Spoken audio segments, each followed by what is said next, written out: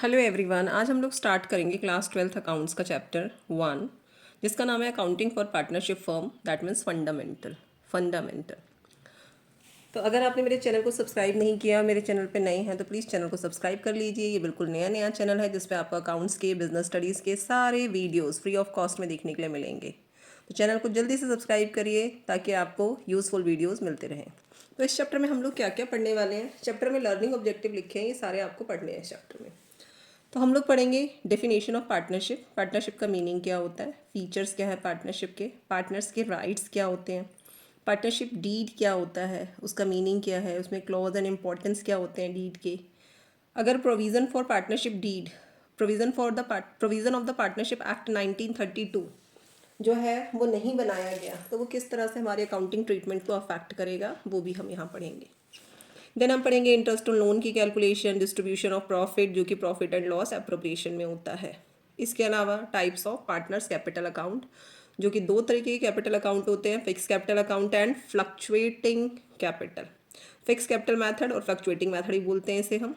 Salary कैसे calculate होगी, commission कैसे कैलकुलेट होगा, interest on partners capital, interest on partners drawing, and finally हम लोग पढ़ेंगे past adjustment and guarantee of profit. तो चलिए स्टार्ट करते हैं। सबसे पहले पढ़ेंगे meaning of partnership. Meaning of partnership क्या है, जो हमारा इंडियन पार्टनरशिप एक्ट है वो है 1932, सेक्शन 4 डिफाइन करता है partnership is the relation between person who have agreed to share the profit of a business carried on by all or any of them acting for all. इसका मतलब partnership जो है वो रिलेशन है दो या दो से ज़्यादा पर्सन के बीच में जो तैयार हुए हैं, या तो सब मिलकर बिजनेस चलाएंगे या सबकी तरफ से कोई एक पर्सन बिजनेस चलाएगा।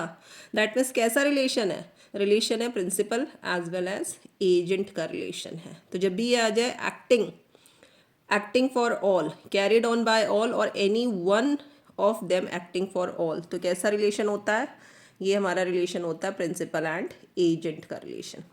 अब बारी होती है कि पार्टनरशिप फर्म क्या है, पार्टनर क्या है। अगर हमने बोला पर्सन ए, पर्सन बी, पर्सन सी, अगर हम इनको सेपरेट लेते हैं ए बी सी, तो ये पार्टनर है। जब इन पार्टनर्स को आप कलेक्टिव फॉर्म में लेते हैं, कलेक्टिव फॉर्म यानी ग्रुप में लेते हैं, कलेक्टिव फॉर्म में जब आप इसे लेंगे तो ये क्या बन जाएगा, पार्टनरशिप फर्म बन जाएगी, पार्टनरशिप फर्म।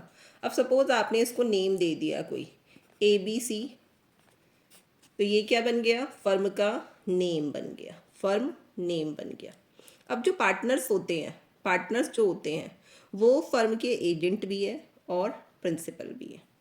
पार्टनर्स जो हैं वो फर्म से अलग है, लीगल पॉइंट ऑफ व्यू से अलग नहीं है, लेकिन अकाउंटिंग व्यू पॉइंट से जो पार्टनर्स होते हैं, अकाउंटिंग पॉइंट ऑफ व्यू से जो पार्टनर्स होते हैं, that means partner A, partner B, partner C have different identity, separate existence from the firm, but legal point of view से इनका सेपरेट एग्जिस्टेंस नहीं होता।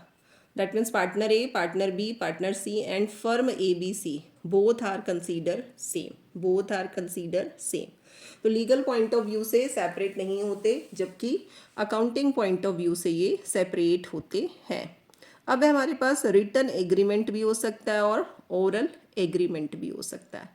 पार्टनर्स के बीच में एग्रीमेंट होगा कि हम इतनी कैपिटल जो है इन्वेस्ट करेंगे, हमारे राइट्स क्या होंगे, ड्यूटीज़ क्या होंगी, तो इनको अगर रिटन फॉर्म में लिखा जाएगा, रिटन फॉर्म में लिखित में होगा, तो इसे हम बोलते हैं पार्टनरशिप डीड। क्या बोलेंगे, पार्टनरशिप डीड बोलेंगे।